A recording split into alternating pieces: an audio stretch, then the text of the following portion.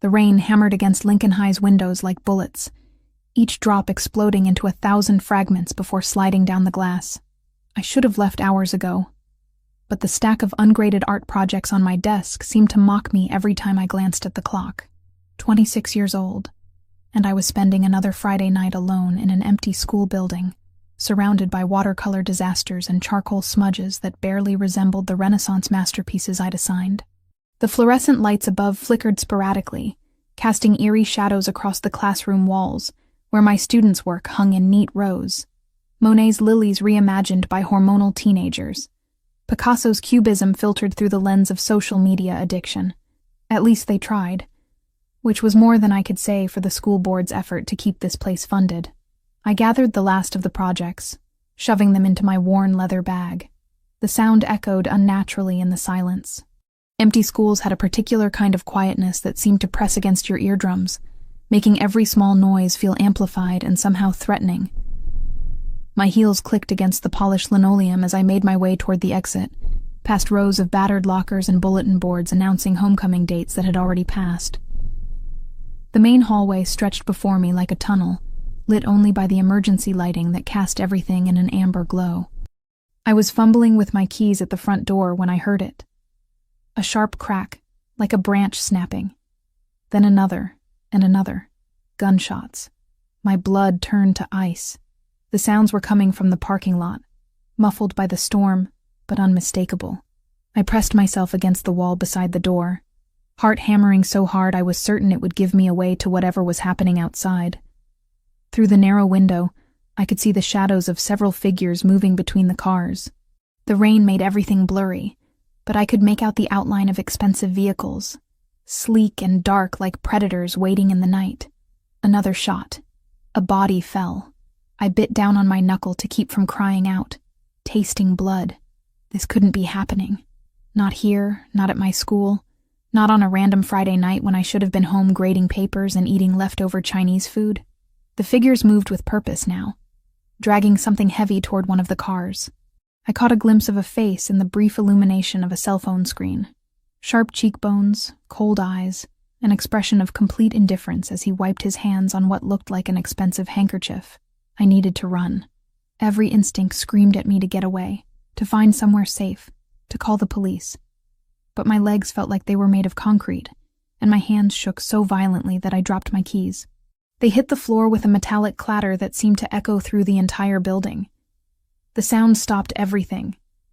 The figures outside went still, and I watched in horror as that same face turned toward the school building. Even through the rain and darkness, I could feel his gaze searching, hunting. I couldn't breathe, couldn't move, couldn't think beyond the single, terrifying realization that I had just witnessed a murder. And now the killer knew someone was watching. My phone. I needed to call 911, needed to get help, needed to do something other than stand there like a deer caught in headlights. But when I reached for it, my purse slipped from my shoulder, contents spilling across the floor with a sound like thunder in the silence. That was when I heard the footsteps. Slow, deliberate, moving closer to the building. I ran. My heels slipped on the polished floor as I sprinted down the hallway, past the empty classrooms and darkened offices. I needed somewhere to hide, somewhere they couldn't find me. The bathroom. The women's bathroom at the far end of the building. It had a lock, and maybe they wouldn't think to look there.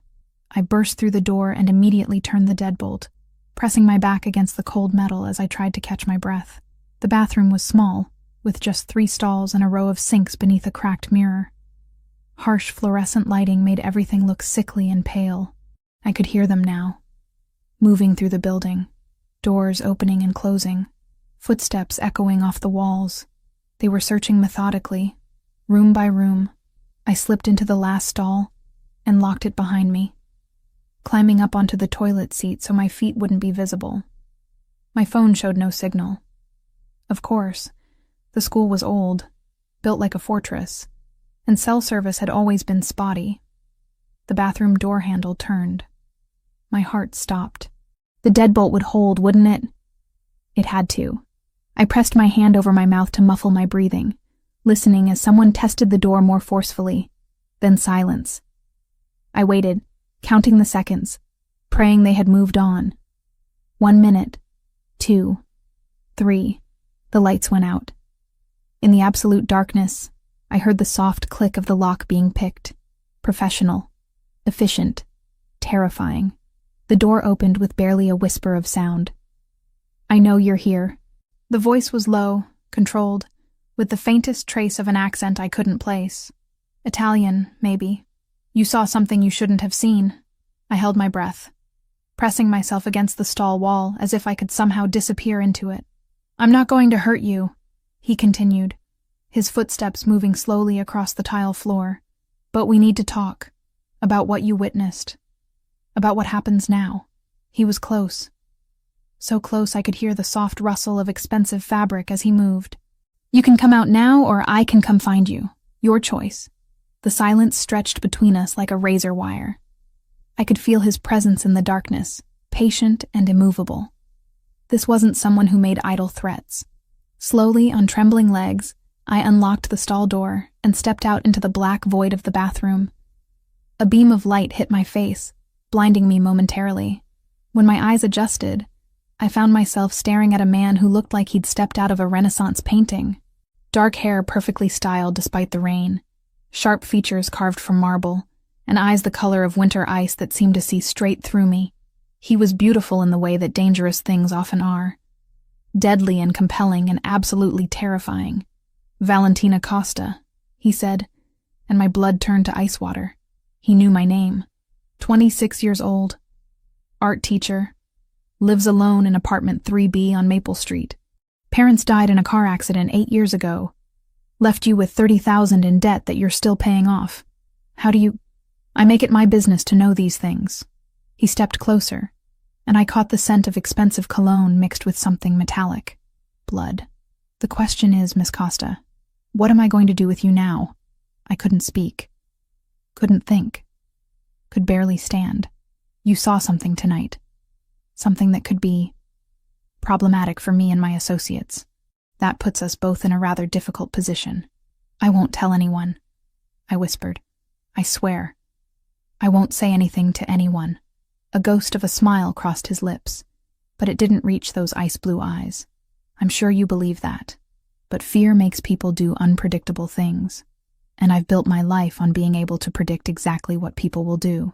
He reached into his coat, and I flinched, expecting a weapon. Instead, he pulled out a phone and made a quick call in rapid Italian.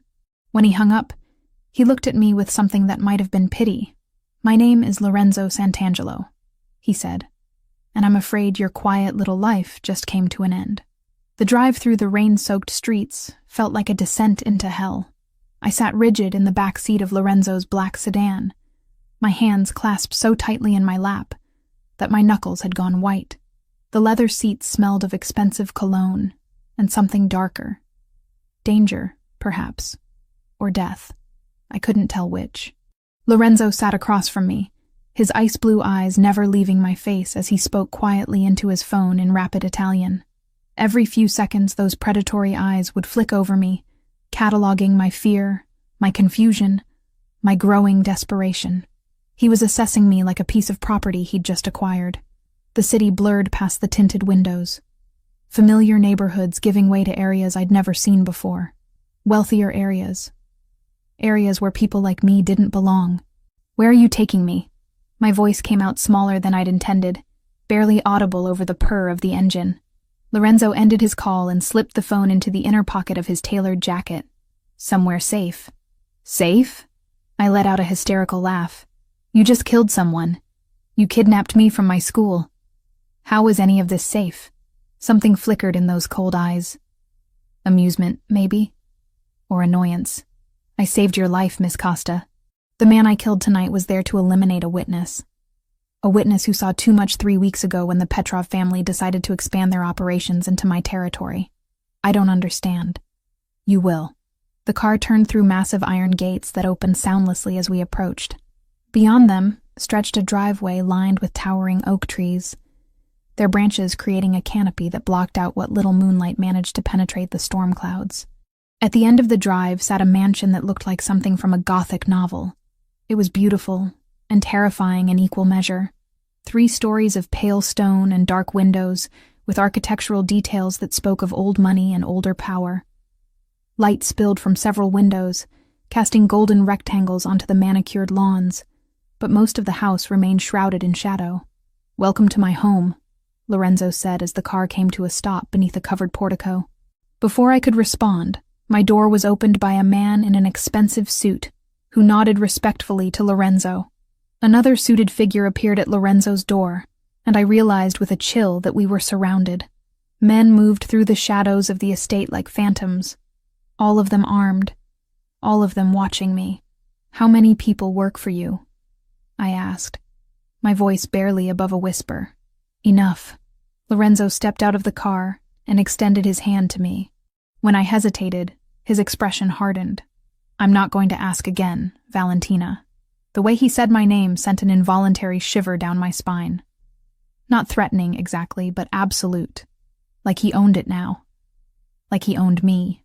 I took his hand, hating the way my skin tingled at the contact. His fingers were warm and calloused, surprisingly gentle as they closed around mine. He helped me from the car with the practiced courtesy of a man who had been raised with old-world manners, even as everything about him screamed danger. The interior of the mansion was even more impressive than the exterior. We entered through massive double doors into a foyer that could have housed my entire apartment. Marble floors gleamed under crystal chandeliers, and oil paintings that looked like museum pieces lined the walls. A sweeping staircase curved up to the second floor, its banister carved from what looked like ebony. "This way," Lorenzo said, his hand still on the small of my back as he guided me deeper into the house. We passed through rooms that grew progressively more intimate. A formal living room with furniture that probably cost more than I made in a year. A library with floor-to-ceiling bookshelves and the lingering scent of aged paper and leather. Finally, we reached what appeared to be his private study. The room was decidedly masculine, with dark wood paneling and leather furniture arranged around a massive fireplace. A fire crackled in the hearth, casting dancing shadows across the walls. Behind an enormous desk sat rows of filing cabinets, and I caught a glimpse of multiple computer monitors displaying what looked like security feeds. "Sit," Lorenzo commanded, gesturing to one of 2 leather chairs positioned in front of the fireplace. I remained standing. "I want to go home." "That's not possible." "Why not?" "I told you I won't say anything about what I saw. I swear to you." "Your word means nothing." He moved behind his desk and withdrew a thick manila folder, which he tossed onto the coffee table between us. "Your name is Valentina Elena Costa. You're 26 years old. Born in Chicago but moved to New York when you were 18 to attend art school. Your parents died in a car accident 8 years ago, leaving you with significant debt from your father's medical treatments." My blood turned to ice. "How do you know all that? You live alone in a 1-bedroom apartment on Maple Street that you can barely afford. You teach art at Lincoln High School for $38,000 a year, which isn't enough to cover your living expenses, let alone pay down your student loans and your father's medical debt. You have $17,000 in credit card debt. Your car is 12 years old and needs a new transmission, and you've been eating ramen noodles for dinner 4 nights a week for the past 6 months." Each word was like a physical blow. My entire pathetic life laid bare by this man who looked like a prince and spoke like the devil himself. You have no close friends, no romantic relationships, and the only family you have left is an elderly aunt in Florida who has dementia and doesn't remember your name. His voice was clinical, detached, as if he were reading a grocery list rather than dissecting my existence. "You're completely, utterly alone in the world, Valentina, which makes you perfect for what I need."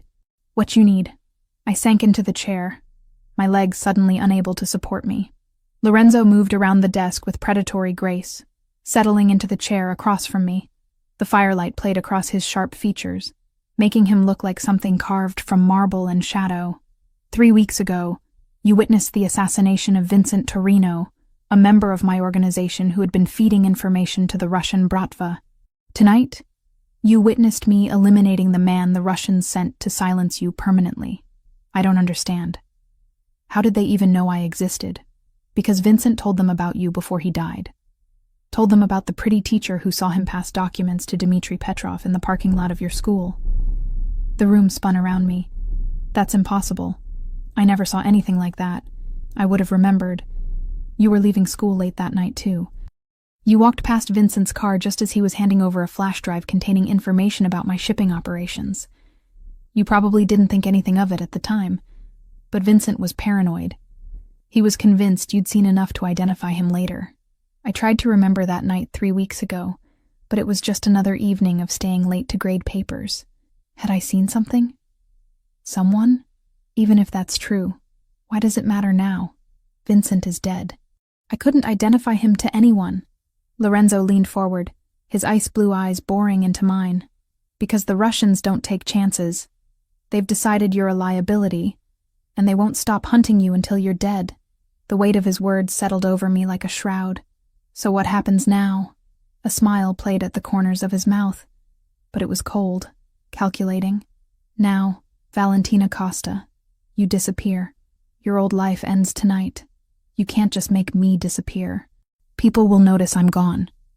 My students, my principal. Your principal received a call an hour ago informing him that you've suffered a family emergency and will be taking an indefinite leave of absence. Your landlord has been paid 3 months' rent in advance and told you've moved out of state to care for a sick relative. Your car has been moved from the school parking lot. I stared at him in horror. In the span of a few hours, he had erased my entire existence with the efficiency of a man who had done this before.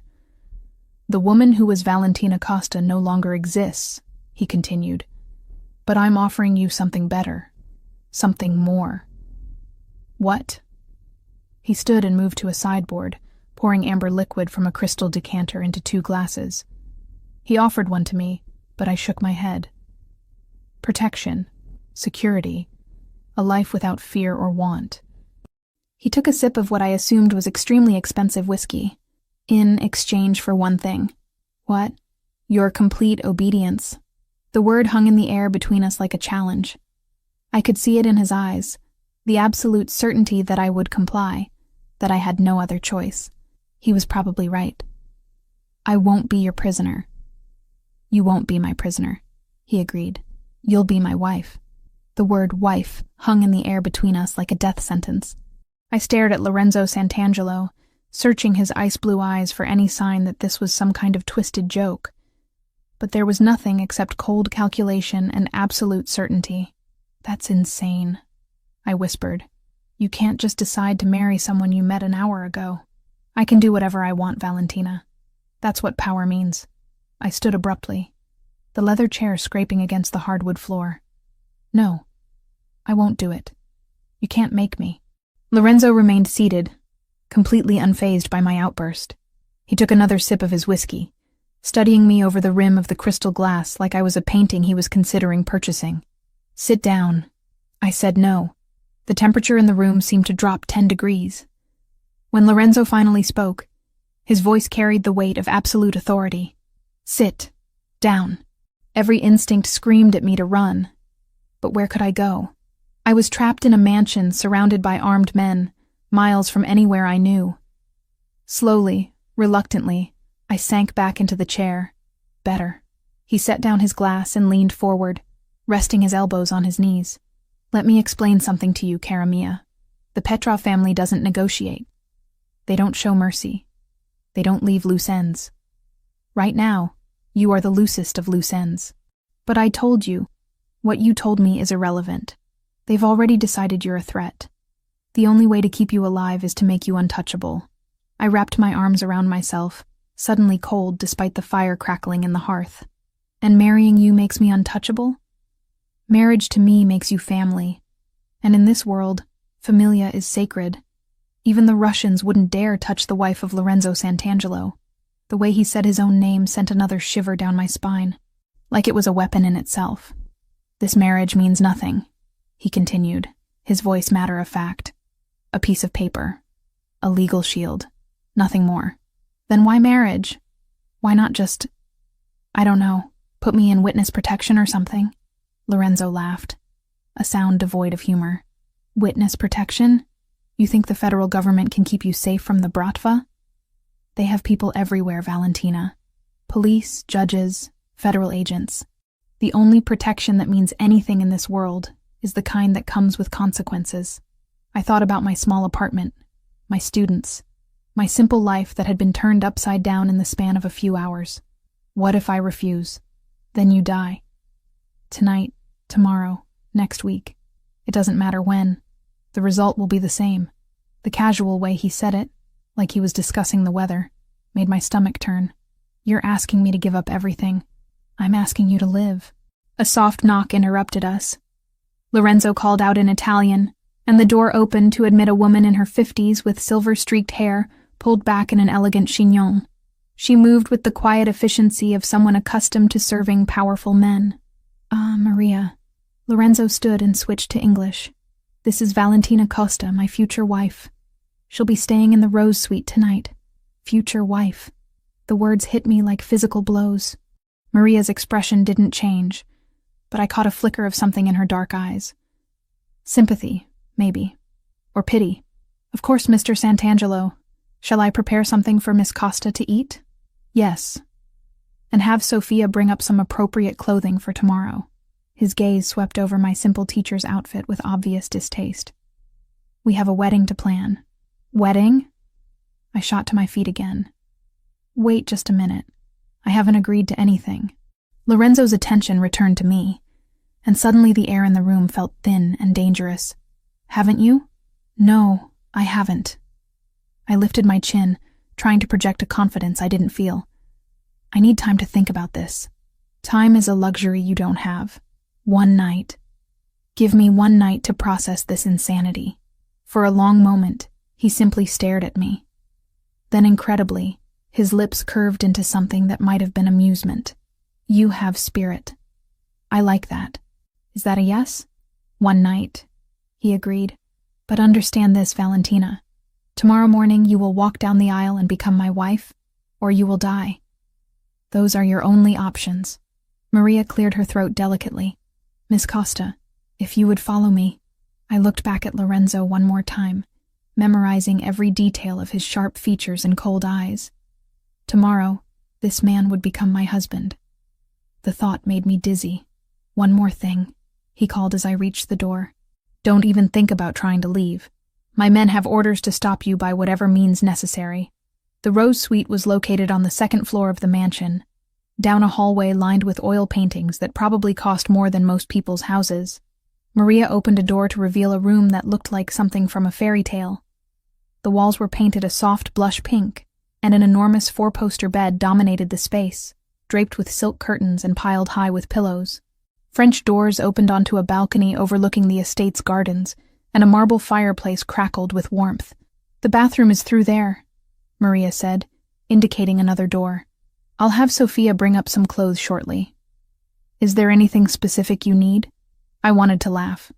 What I needed was to wake up from this nightmare. What I needed was my old life back. What I needed was for this to all be some terrible mistake. No, I said instead. Thank you.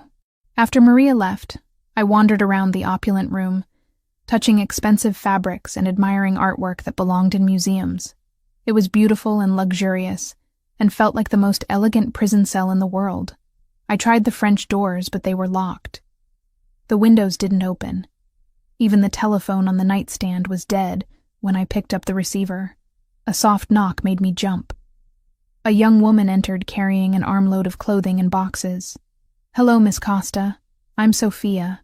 She had the same dark eyes as Maria, but looked to be in her 20s. I brought some things for you to try on. She laid out dress after dress on the bed. Silk, cashmere, designer labels I recognized from magazines.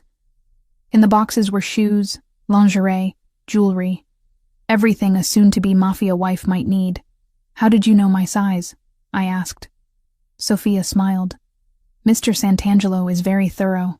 Of course he was. The man had probably known my measurements before I even knew I existed. After Sophia left, I ran a bath in the marble tub, sinking into water that smelled of expensive oils, and trying not to think about tomorrow. But my mind wouldn't stop racing. Lorenzo Santangelo. I rolled the name around in my mouth, testing its weight. 32 years old, according to what I'd overheard during his phone conversations.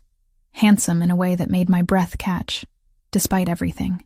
Dangerous in a way that should have terrified me completely. Instead, I found myself remembering the way his eyes had sparked with amusement when I'd stood up to him, the way his voice had gentled slightly when he'd called me Cara Mia, the careful way he'd helped me from the car, like I was made of something precious. "This marriage means nothing," he'd said, but something in his expression had suggested otherwise. I stayed in the bath until the water grew cold, then wrapped myself in a silk robe and sat by the window, staring out at the grounds. Men in dark suits patrolled the perimeter, their presence a constant reminder that I was trapped. But was I really? The honest answer was that I'd been trapped long before tonight. Trapped by debt, by loneliness, by a life that felt like it was slowly suffocating me. At least this cage was beautiful. At least Lorenzo Santangelo looked at me like I was more than just a forgettable teacher living paycheck to paycheck. The thought was dangerous, I knew.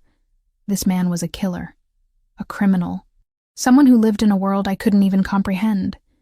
But when he'd said my name, when he'd studied me with those ice-blue eyes, I'd felt more alive than I had in years. Tomorrow, I would become Valentina Santangelo. The thought should have horrified me. Instead, as I drifted off to sleep in the enormous bed, I found myself wondering what it would be like to belong to someone as powerful and compelling as Lorenzo, what it would be like to matter to someone like him, what it would be like to be his wife, even if the marriage meant nothing. But deep down, in a place I didn't want to acknowledge, I suspected it would mean everything. The morning light filtered through the silk curtains, casting everything in a golden hue that should have been beautiful, but felt ominous instead. I woke with the disorienting sensation of not knowing where I was, then remembered with a jolt that today was my wedding day. My wedding to a man I'd met less than 24 hours ago. A man who killed people for a living. A soft knock interrupted my spiraling thoughts. Sophia entered carrying a breakfast tray, and what looked like garment bags draped over her arm. "Good morning, Mrs. Santangelo," she said with a small smile. Mrs. Santangelo. The name sent a chill through me. "I'm not married yet. You will be in 3 hours. 3 hours." My stomach lurched. Sophia set the tray on the small table by the window and hung the garment bags in the walk-in closet. "Mr. Santangelo asked me to tell you that the ceremony will be small and private. Just family and close associates. How many people? Perhaps 20. 20 strangers watching me pledge my life to Lorenzo." The thought made my hands shake as I reached for the coffee. "What about my family?" The words slipped out before I could stop them. Sophia's expression softened. "I'm sorry, Miss Costa. Mr. Santangelo said there wasn't time to arrange for guests from your side." Of course there wasn't, because I didn't really have anyone left to invite anyway. The realization hit me like a physical blow. I was about to get married with no one there who actually cared about me. After Sophia left, I picked at the breakfast and tried to calm my racing heart. Through the window, I could see men setting up chairs in what appeared to be a garden behind the house. White roses and baby's breath adorned an archway that looked like something from a fairy tale. If I'd designed my own wedding, it might have looked exactly like this. The thought was dangerous, so I pushed it away. At exactly 10 o'clock, Maria knocked and entered with 2 other women I hadn't met before. One carried a professional makeup kit, the other what looked like hairstyling tools. "Time to get ready," Maria announced. The next 2 hours passed in a blur of preparation. My hair was styled into an elegant updo with soft curls framing my face. My makeup was applied with the skill of a professional artist, subtle but flawless. When they were finished, I barely recognized myself in the mirror. "Now for the dress," Maria said. She unzipped one of the garment bags to reveal a gown that took my breath away. It was ivory silk, simple yet elegant, with a fitted bodice and flowing skirt that would fall just to my ankles. The neckline was modest, but somehow still managed to be sensual, and delicate lace sleeves completed the look. "It's beautiful," I whispered. "Mr. Santangelo selected it personally," Maria said as she helped me step into the dress. "He has excellent taste." The dress fit perfectly, as if it had been made for me. Which, knowing Lorenzo's thoroughness, it probably had been. As Maria fastened the tiny buttons up the back, I caught sight of myself in the full-length mirror. I looked like a bride, a real bride, glowing and beautiful, and ready to marry the man she loved. The illusion was so perfect, it made my chest ache. A knock at the door interrupted the moment. "Come in," Maria called. The door opened, and Lorenzo stepped inside. He was dressed in an impeccably tailored black tuxedo that made him look like a prince from a dark fairy tale. His ice-blue eyes swept over me, and for a moment, something flickered in their depths. "Beautiful," he said simply. The single word sent heat rushing through me. No one had ever looked at me the way Lorenzo was looking at me right now, like I was something precious and perfect, and entirely his. "Leave us," he said to the women, his gaze never leaving mine. When we were alone, he stepped closer. From his jacket pocket, he withdrew a small velvet box. "These were my mother's," he said, opening it to reveal a pair of pearl earrings surrounded by diamonds. "She died when I was 16. The admission was unexpected, revealing a crack in his carefully controlled facade. I found myself wondering what she'd been like, this woman who'd raised a son who could be both brutal killer and tender groom. "They're beautiful," I said. He moved behind me to fasten them, his fingers brushing against my neck as he worked. The contact sent shivers down my spine. "There's something else." From another pocket, he produced a pistol. Small, silver, elegant in its deadliness. "This is for you." I stared at the weapon in horror. "I can't. I don't know how to use that." "You'll learn. From this moment on, you'll never be without protection." He slipped the gun into a hidden pocket in my dress that I hadn't even noticed was there. "The Petrovs are not known for their honor. Being my wife makes you a target as much as it makes you untouchable." The weight of the pistol against my hip was a constant reminder of the dangerous world I was entering. "Lorenzo, it's time," he said, offering me his arm.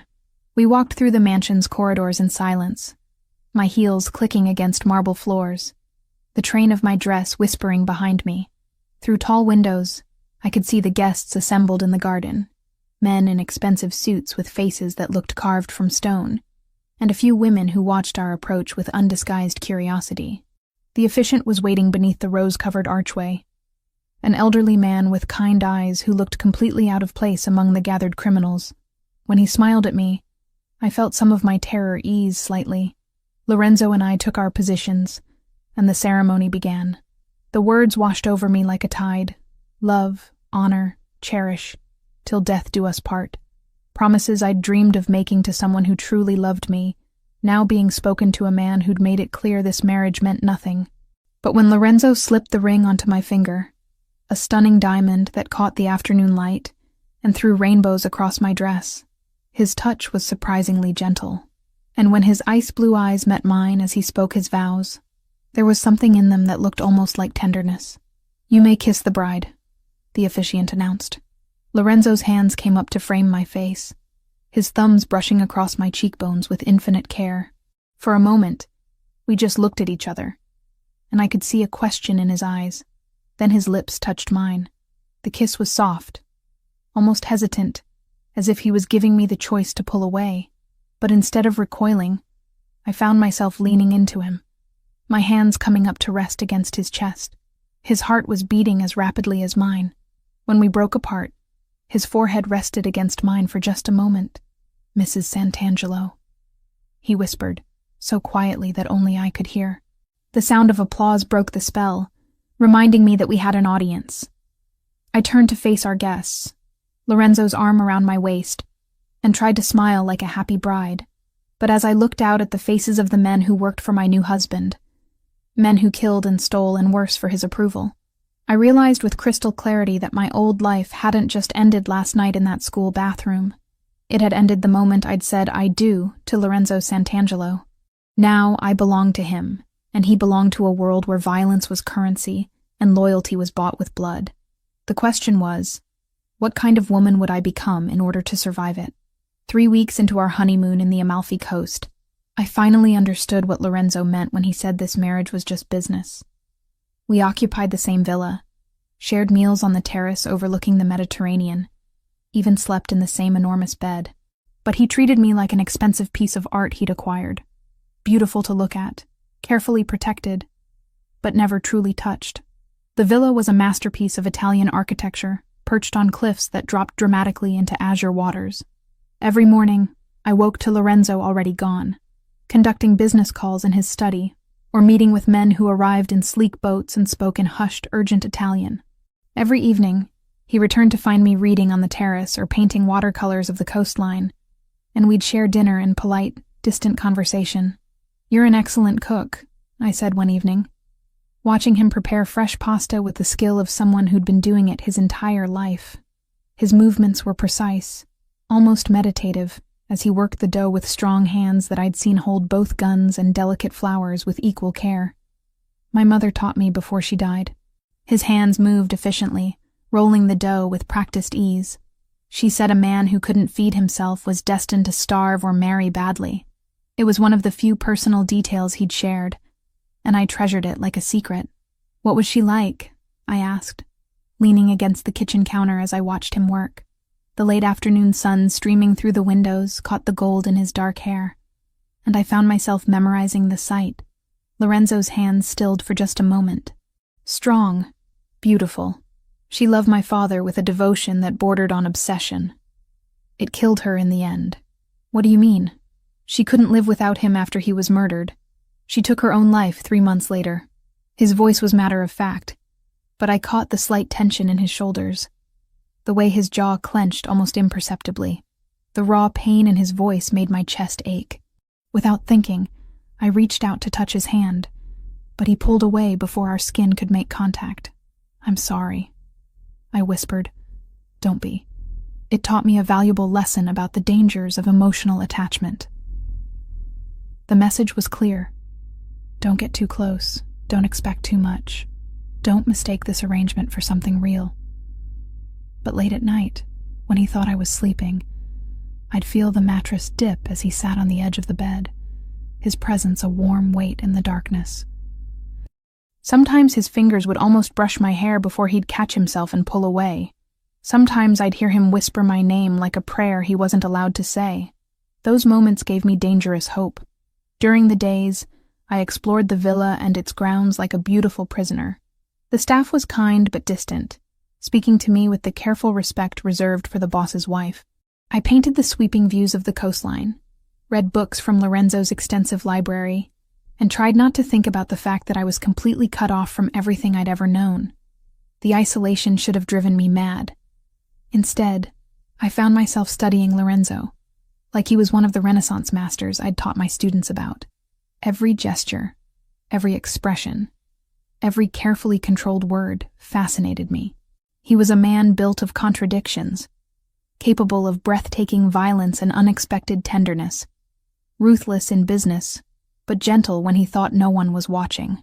I began to understand that the distance he maintained wasn't just about emotional protection. It was about control. Lorenzo Santangelo controlled everything in his world with military precision, and that included his own feelings. But I was starting to suspect that his feelings for me were becoming increasingly difficult to control. On our 21st day in Italy, everything changed. I was painting on the terrace when I heard the sound of multiple boats approaching at high speed. The mechanical roar of powerful engines cut through the peaceful afternoon like a knife. Lorenzo emerged from his study, tension radiating from every line of his body. He spoke rapid Italian into his phone while scanning the horizon with military precision.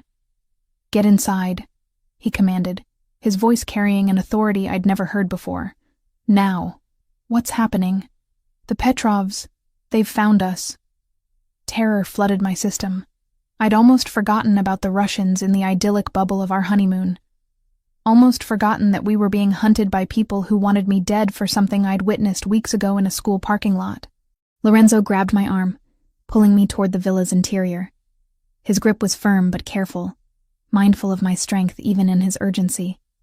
"There's a safe room behind the wine cellar. I need you to—" The first gunshot shattered the afternoon calm. Lorenzo shoved me to the ground as bullets sprayed across the terrace, destroying my easel and sending chunks of stone flying through the air like deadly confetti. My painting of the Mediterranean sunset dissolved into ribbons under the assault. The peaceful villa transformed into a war zone in seconds. "Stay low," Lorenzo shouted over the chaos. He'd drawn a gun from somewhere, his entire demeanor shifting from distant husband to lethal predator. The transformation was instantaneous and absolute. "Can you make it to the stairs?" More gunshots erupted from multiple directions. They weren't just attacking from the water. They'd surrounded us on land, too. Through the chaos, I could hear men shouting in Russian, their voices harsh and urgent. "Lorenzo!" I screamed as a bullet came so close to his head that it singed his perfectly styled hair. His ice-blue eyes met mine across the terrace, and for the first time since our wedding, I saw real emotion there. Fear. Not for himself, but for me. "Go!" he roared. "Get to the safe room." But I couldn't move. Couldn't think. Couldn't process that this beautiful place where we'd been playing house had become a battlefield where people were trying to kill us. That's when I saw the boat speeding directly toward our private dock. In it sat a man with pale eyes and stark Slavic features. Dmitri Petrov, I realized with bone-deep certainty. The Russian who wanted me dead.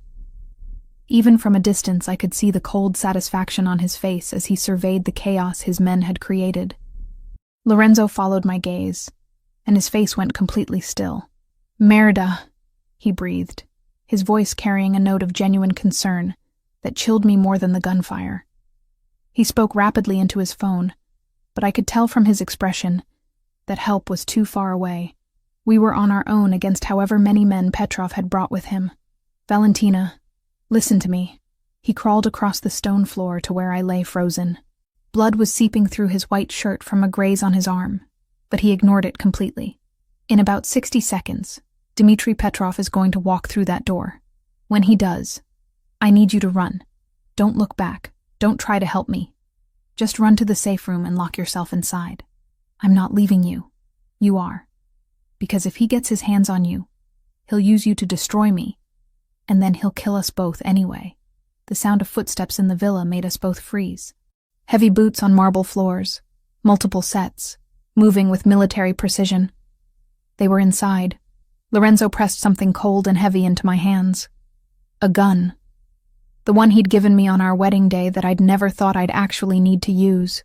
"Remember what I taught you," he whispered, his breath warm against my ear. "Safety off, aim for the center of mass, squeeze, don't pull the trigger.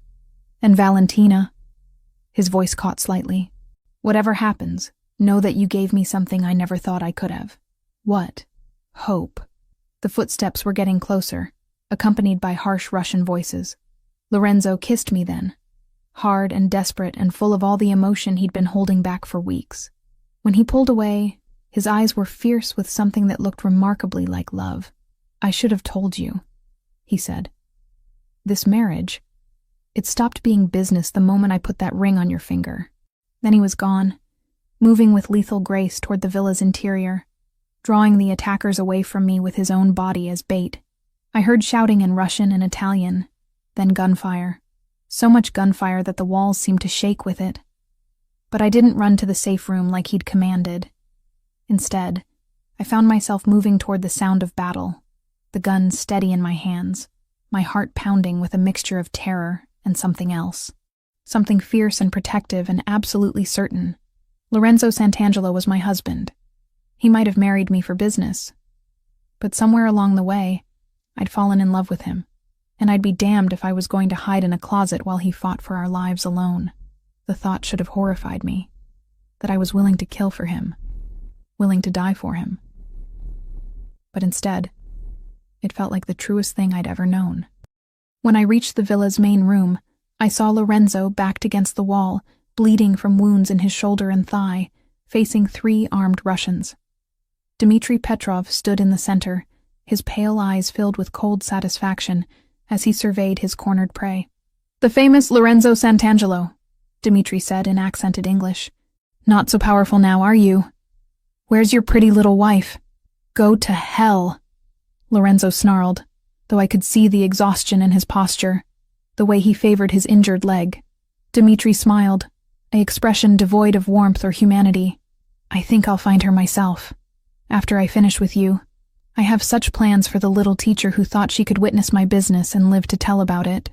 That's when I stepped out of the shadows, gun raised, hands steady despite the adrenaline coursing through my veins. "You found me," I said. All 4 men turned in shock, but I kept my weapon trained on Dmitri, remembering everything Lorenzo had taught me during our quiet evenings on the terrace. "Mrs. Santangelo," Dmitri said, his smile widening into something predatory. "How thoughtful of you to join us. Though I must say, you're not quite what I expected from a Mafia wife." "Let him go."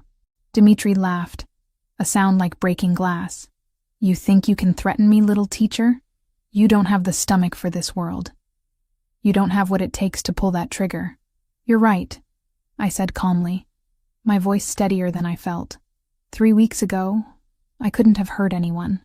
I spent my whole life avoiding conflict, trying to help people instead of hurting them. But you made one mistake, Dmitri. "And what's that?"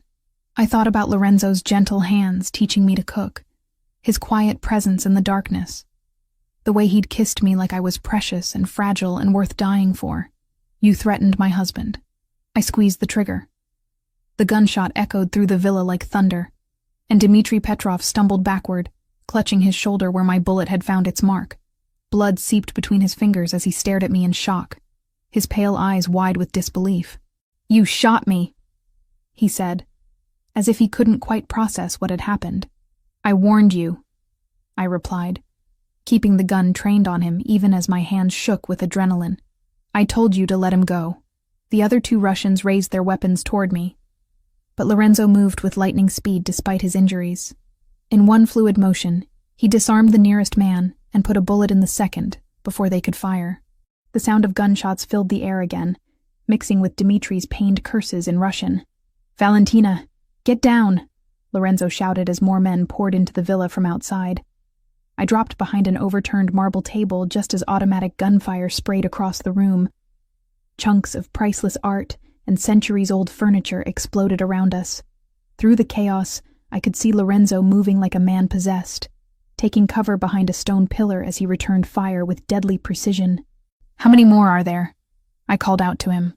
"Too many," he replied grimly, "but I called for backup before they breached the perimeter. My men should be here soon." "Should be? Pray they are." Dmitri was still standing, though he swayed from blood loss. He barked orders in Russian to his men, and I watched in horror as 3 more armed figures appeared at the villa's entrance. We were outnumbered at least 6 to 1. "Lorenzo Sant'Angelo," Dmitri called out, his accented voice carrying despite the gunfire. "You've caused me considerable trouble, but I'm prepared to be reasonable. Give me the woman, and I'll kill you quickly." "Counter offer," Lorenzo replied, his voice deadly calm. "Surrender now, and I'll only break half the bones in your body before I put a bullet in your head." Dmitri laughed, a sound devoid of humor. Still so arrogant, even when you're bleeding to death. I looked at Lorenzo and saw that Dmitri was right. The wounds he'd sustained were worse than I'd realized. His shirt was soaked with blood, and I could see the pain etched in the lines around his eyes, though his hands remained steady as he continued to return fire. "Valentina," he said quietly, reloading his weapon with practiced efficiency. "There's something I need you to know." "What?" "The safe room has a direct line to my security team. If something happens to me, nothing's going to happen to you. If something happens," he continued firmly, "get to that room and tell them Code Omega. They'll know what to do." "What's Code Omega?" Lorenzo's ice-blue eyes met mine across the chaos. "Nuclear option. It means eliminate everyone who isn't family." The weight of his words settled over me. He was preparing for the possibility that we might not both survive this, that he might not survive this. "I love you," I said suddenly, the words torn from my chest like a physical thing. For a moment, everything else faded away. The gunfire, the danger, the blood, none of it mattered. There was only Lorenzo's face, his eyes widening with something that looked like wonder. "Cosa hai detto?" he whispered. "What did you say?" "I said I love you, Lorenzo Sant'Angelo. This marriage stopped being business for me the moment you kissed me at the altar." A smile transformed his face, making him look younger, softer, like the man he might have been in a different life. "Ti amo anch'io, cara mia. I love you too." The sound of helicopters approaching interrupted the moment. Through the villa's shattered windows, I could see black aircraft descending toward the estate, and my heart leaped with hope. "Cavalry's here," Lorenzo said with grim satisfaction. But Dmitri wasn't finished. With a roar of rage, he lunged from his cover, gun raised not at Lorenzo but at me. Time seemed to slow as I saw his finger tighten on the trigger, saw the hatred burning in his pale eyes. Lorenzo moved without hesitation, throwing himself between us just as Dmitri fired. The bullet meant for me caught Lorenzo in the chest, and he went down hard. "No!" I screamed, abandoning my cover to reach him. I dropped to my knees beside him, pressing my hands against the wound as blood poured between my fingers. "Lorenzo, stay with me. Please, stay with me." His breathing was shallow, labored. "Valentina, don't talk. Save your strength. Help is coming."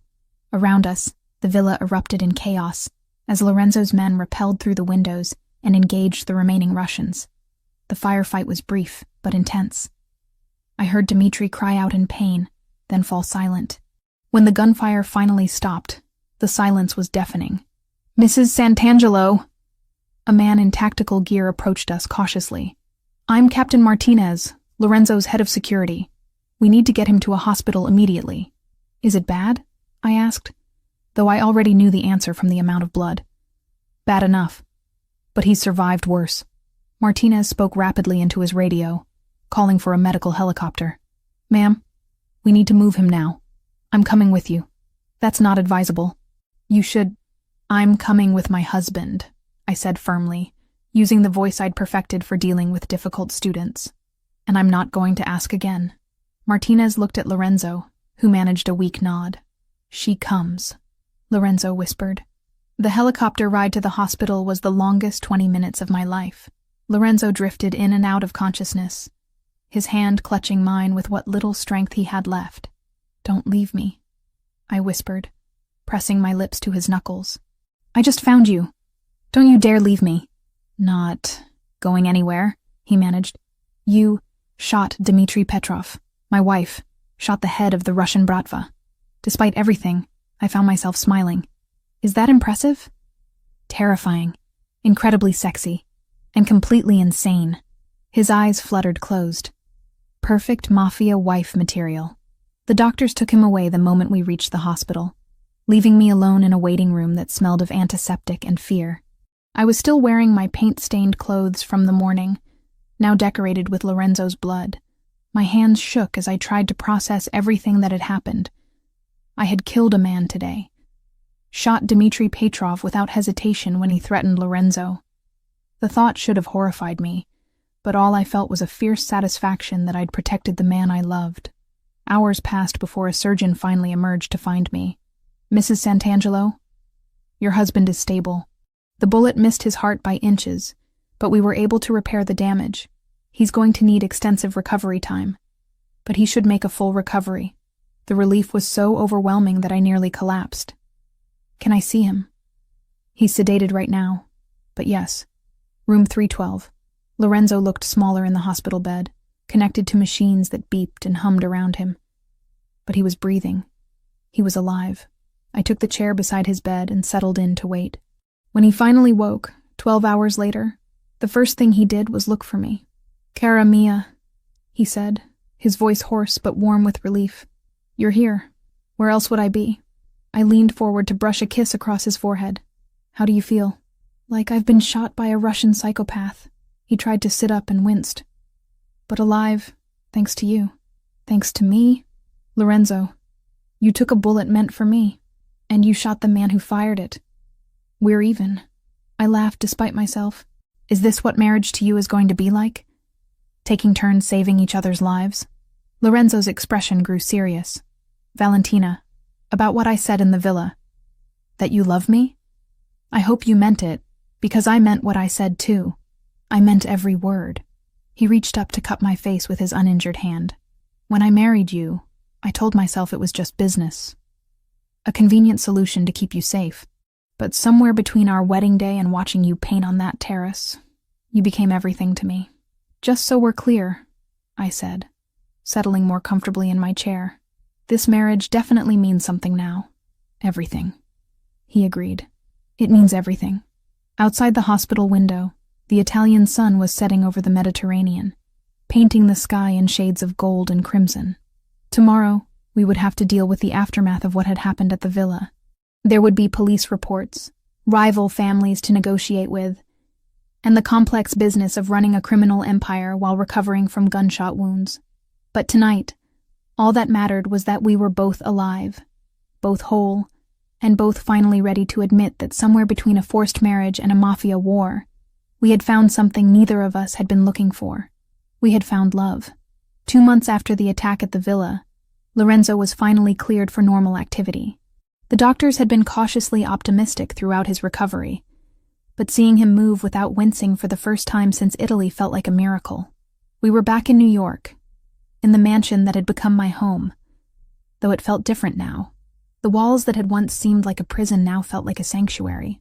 Every room held memories of our strange courtship. The library where we'd shared our first real conversation. The study where he'd proposed this arrangement that had become so much more. "You're staring," Lorenzo said without looking up from the financial reports spread across his desk. Even recovery hadn't slowed his work ethic. "I'm admiring," I corrected, curling deeper into the leather chair where I'd taken to spending my afternoons while he worked. "There's a difference." "Is there?" He finally looked up, those ice-blue eyes warm with affection. "And what exactly are you admiring, Mrs. Santangelo?" The name still sent a thrill through me. Mrs. Santangelo. Not just a legal shield anymore, but a title I wore with pride. "Everything," I admitted. "The way you've thrown yourself back into work like you weren't nearly killed 2 months ago. The way you still insist on making breakfast every morning, even though we have 3 people who could do it for us. The way you look at me like I'm some kind of miracle instead of the woman who accidentally married into the Mafia." Lorenzo set down his pen and gave me his full attention. "You know what I see when I look at you?" "What?" "The woman who shot Dmitry Petrov without hesitation when he threatened her husband. The woman who refused to hide in a safe room while I fought for our lives. The woman who made me believe in something I thought was just a fairy tale." "What's that?" "Love that's worth dying for." I was about to respond when Maria knocked and entered with her usual efficient grace. "Mr. Santangelo, there's a situation that requires your attention." The warmth in Lorenzo's expression evaporated instantly, replaced by the cold focus of a man who'd spent his life dealing with situations. "What kind of situation?" "Marco has been feeding information to the Kozlov family. Captain Martinez intercepted communications 20 minutes ago." The name hit me like a physical blow. Marco, Lorenzo's childhood friend, his most trusted lieutenant, the man who'd stood at his side through every battle until Italy. The betrayal cut deep, but not as deep as the pain I saw flash across Lorenzo's face before he locked it away. "How long?" Lorenzo's voice was completely controlled, but I could see the tension in his shoulders. "At least 6 months, possibly longer. The Kozlovs have been planning a coordinated strike on your shipping operations. Marco provided them with schedules, routes, security protocols. Where is he now?" "Detained in the warehouse on 5th Street, awaiting your orders." Lorenzo stood slowly, his hand moving instinctively to his jacket where I knew he kept his gun. "Gather the senior staff. I want everyone assembled in an hour." "Yes, sir." Maria turned to leave, then hesitated. "Sir, Mrs. Santangelo should know that the Kozlovs have specifically mentioned her in their communications. They see her as a weakness to exploit. Another target on my back. Another family that wanted to use me to hurt Lorenzo. I should have been terrified, but instead, I felt a cold anger settling in my chest. "Thank you, Maria," Lorenzo said. "Double the security detail around the house. No one gets in or out without my personal authorization." After Maria left, silence stretched between us. Lorenzo stared out the window at his perfectly maintained grounds, his jaw clenched with the effort of controlling his emotions. "He was like a brother to me," he said finally. "I know. I trusted him with everything. With you." I rose and moved to stand behind him, wrapping my arms around his waist and pressing my cheek to his back. I could feel the tension radiating through him, the way he was holding himself together through sheer force of will. "What happens now?" I asked. "Now he dies. And the Kozlovs learn what happens to people who threaten what's mine." The finality in his voice should have frightened me. Instead, it felt like a promise of protection, a vow that he would eliminate any threat to our life together. "I want to be there," I said. Lorenzo turned in my arms, his eyes wide with shock. "What?" "When you confront Marco, I want to be there." "Absolutely not. It's too dangerous, and besides..." Besides what? I'm too soft? Too innocent? I stepped back, meeting his gaze steadily. Lorenzo, I killed for you. I chose this life, chose you, chose to be part of this world. You can't protect me from it forever. I can try, and I love you for it, but Marco betrayed both of us. He put me in danger, put our marriage at risk. I have as much right to face him as you do. Lorenzo studied my face for a long moment, and I could see the internal struggle playing out in his eyes. The man who'd fallen in love with me wanted to keep me safe, sheltered from the darker realities of his business. But the Mafia boss recognized the strength in my argument, understood that I was no longer the frightened teacher he'd rescued from a school bathroom. If you come with me, he said finally, you follow my lead exactly. No improvisation, no heroics. Understood. Understood. And Valentina? His hands framed my face, thumbs brushing across my cheekbones. After tonight, there's no going back. Once you cross this line, you'll be as deep in this world as I am. I thought about the woman I'd been just months ago. Alone, struggling, invisible to everyone around her. Then I thought about the woman I was now. Loved, protected, strong enough to pull a trigger when someone threatened what mattered to me. I'm already as deep as you are, I said. I have been since the moment I said I do. The warehouse on 5th Street looked exactly like what it was. A place where people disappeared. Lorenzo's men had cleared the area, creating a buffer zone of several blocks around the building. When our car pulled up, I could see armed figures positioned on nearby rooftops, in doorways, behind parked vehicles. This wasn't just about confronting a traitor. This was about sending a message. Last chance to stay in the car, Lorenzo said, as we sat in the back seat, watching his men secure the perimeter. Not happening. He nodded, as if he'd expected nothing less. Remember what I taught you. Eyes up, shoulders back. Never let them see weakness. You're not Valentina Costa, the art teacher, anymore.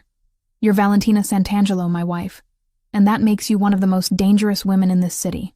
We entered the warehouse together, and I felt every eye in the room track our movement. Lorenzo's men, hardened criminals who'd seen every kind of violence imaginable, looked at me with a mixture of respect and wariness. Word of what had happened in Italy had spread.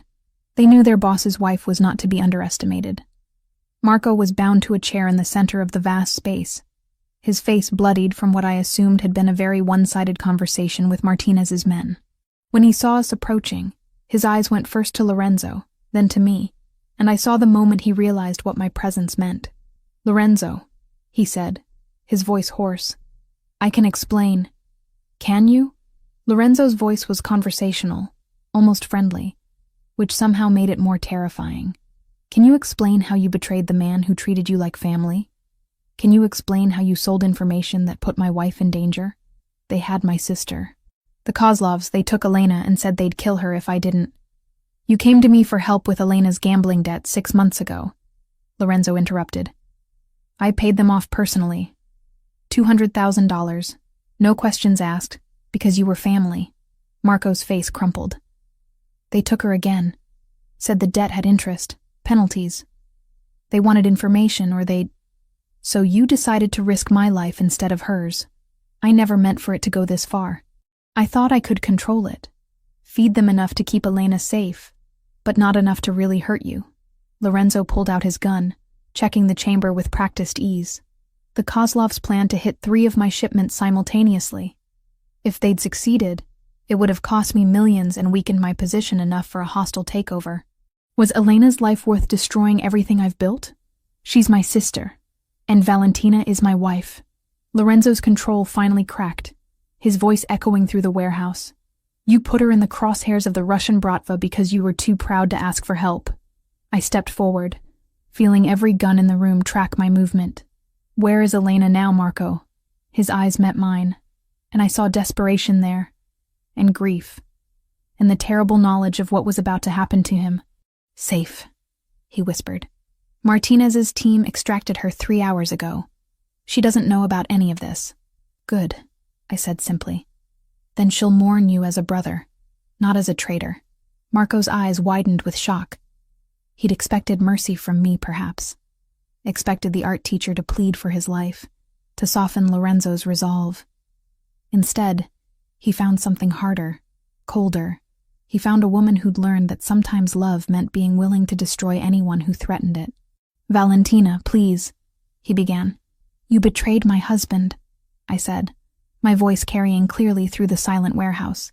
"You put our marriage, our life, our future at risk because you thought Lorenzo would forgive you anything. But there are some lines you don't cross, Marco. Some betrayals that can't be forgiven." Lorenzo looked at me with something that might have been pride, then turned his attention back to Marco. "Any last words?" "Tell Elena I'm sorry. Tell her I love her. I will." The gunshot was deafeningly loud in the enclosed space, echoing off concrete walls and steel beams. Marco slumped forward, and just like that, a chapter of Lorenzo's life was closed forever. "Clean this up," Lorenzo commanded, holstering his weapon. "And send flowers to Elena. Anonymous but expensive. She's lost enough." As we walked back to the car, I felt the weight of what had just happened settling over me. I'd watched my husband execute a man who'd been like a brother to him, and I'd felt no pity, no regret, only satisfaction that the threat had been eliminated. "How do you feel?" Lorenzo asked as we settled into the back seat. "Like myself," I said, and realized it was true. Like exactly who I was meant to be. Lorenzo pulled me closer, his lips brushing against my temple. "Welcome to the family business, Mrs. Santangelo." Outside the warehouse, his men were already implementing the plan to eliminate the Kozlov threat permanently. By morning, the Russian family would be nothing more than a memory. Another cautionary tale about the price of threatening Lorenzo Santangelo's wife. I closed my eyes and rested my head on Lorenzo's shoulder, feeling completely at peace for the first time since our wedding day. This was my life now. Dangerous, violent, unforgiving to enemies, but fiercely protective of family. And I wouldn't trade it for anything. 2 years later, I stood in our renovated library, watching Lorenzo pace while speaking rapid Italian into his phone. The conversation was heated, something about shipping routes and territory disputes, but his voice carried the absolute authority of a man who'd consolidated his power completely. The room looked different now. Where once it had felt like a museum, now it felt like home. My paintings hung on the walls alongside the priceless art Lorenzo had inherited, and the massive desk near the window held both his business files and my art supplies. We'd blended our two worlds into something uniquely ours. "Si, capisco," Lorenzo said into the phone, his free hand running through his hair in a gesture I'd learned meant he was frustrated but in control. "Handle it, and make sure they understand this is their only warning." He ended the call and turned to me, his expression immediately softening when our eyes met. 2 years of marriage had taught me to read every micro-expression on his face, and right now I could see tension around his eyes that meant someone had crossed a line. "Problems?" I asked, setting down my paintbrush and giving him my full attention. "Nothing I can't handle. The Torino family thinks they can expand into our territory while I'm distracted." He moved to stand behind my easel, studying the seascape I'd been working on. "They're wrong. Distracted by what?" Lorenzo's hand settled on my shoulders, and I leaned back against his chest, feeling the solid warmth of him. "By my beautiful wife and the news we received this morning." I smiled, my hand moving instinctively to my still flat stomach where our child was growing. We'd found out 3 days ago, and Lorenzo had been alternating between fierce protectiveness and barely contained joy ever since. "You're not distracted," I said. "You're motivated. There's a difference." "Is there?" His lips brushed against my temple. "Because I find myself thinking more about nursery colors than shipping manifests lately. The nursery can wait. Your business can't." Lorenzo spun me around in his arms, his ice blue eyes intense with emotion. "Do you know what you've given me, Valentina? What? A reason to build something that lasts. Before you, I was just maintaining what my father left me. Now I'm creating a legacy for our children. Children. Plural." The thought sent a thrill through me. 2 years ago, I'd been a lonely art teacher with no family and a mountain of debt. Now I was Lorenzo Santangelo's wife, pregnant with his child, and helping him run an empire that spanned 3 states.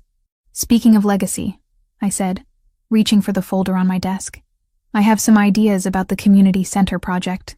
Lorenzo's expression shifted to one of amused indulgence. The community center had been my idea, a way to give back to the neighborhoods where his businesses operated, providing art classes and after-school programs for kids who needed somewhere safe to go. It was completely legal, completely legitimate, and completely my domain. "Tell me," he said, settling into the chair across from my easel. "I want to expand it. Not just one center, but 5 across the city. Art programs, music lessons, tutoring, sports leagues. Everything these kids need to stay off the streets and out of trouble. And the budget? $2 million annually. I know it sounds like a lot, but done." I blinked. "Just like that? Cara Mia, if my wife wants to save the city's children through finger painting and violin lessons, she'll have whatever budget she needs." His smile was soft with affection. "Besides, it's good for business. Communities that thrive are communities where we can operate without interference." This was how Lorenzo worked. Every decision served multiple purposes. The community centers would help disadvantaged kids, but they'd also create goodwill in neighborhoods where his operations were based. It was brilliant, calculating, and completely in character. "There's something else," I said. "I want to hire some of the older kids as assistants, pay them legitimate wages for legitimate work, give them alternatives to working for families like mine," Lorenzo finished. "Yes." He was quiet for a long moment, studying my face. "You're trying to put me out of business, Mrs. Santangelo. I'm trying to make sure our child grows up in a world where they have choices," I replied. "Real choices, not just the illusion of them." Lorenzo stood and moved to the window, looking out at the grounds where his men patrolled with their usual vigilance. "Do you know what my father told me before he died?" "What?" "That power isn't about how many people fear you.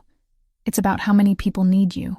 The families that last are the ones that become indispensable to their communities." I joined him at the window, slipping my hand into his. "So the community centers make us indispensable in a different way. Instead of controlling through fear, we control through dependence on our generosity." His thumb stroked across my knuckles. "You're more devious than I gave you credit for, Cara Mia. I learned from the best." A soft knock interrupted us. Maria entered with her usual efficiency, but I caught the satisfied look on her face. "The Torino situation has been resolved," she announced. "Mr. Martinez's team was very persuasive."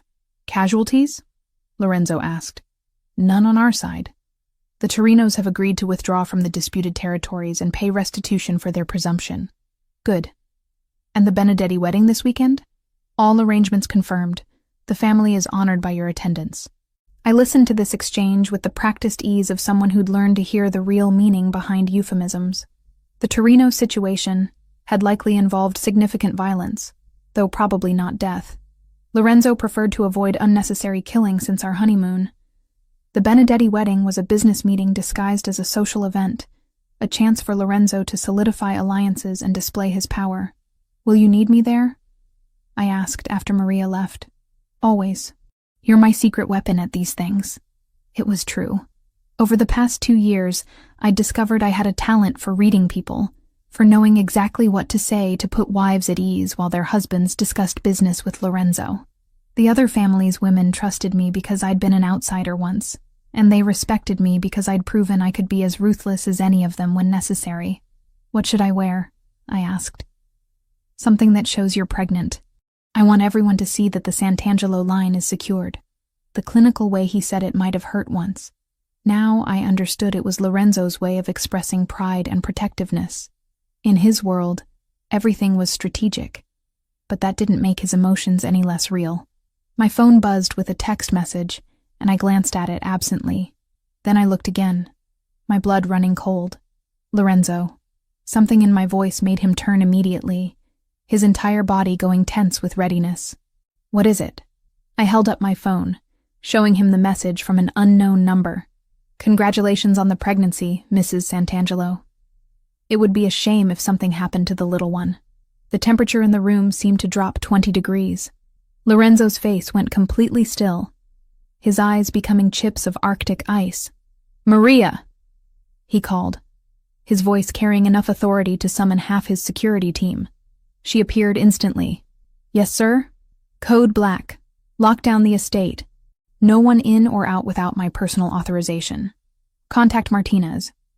I want every phone traced, every security system checked, every potential threat eliminated. Right away, sir. After Maria rushed out, Lorenzo turned to me, his hands framing my face with infinite gentleness despite the fury burning in his eyes.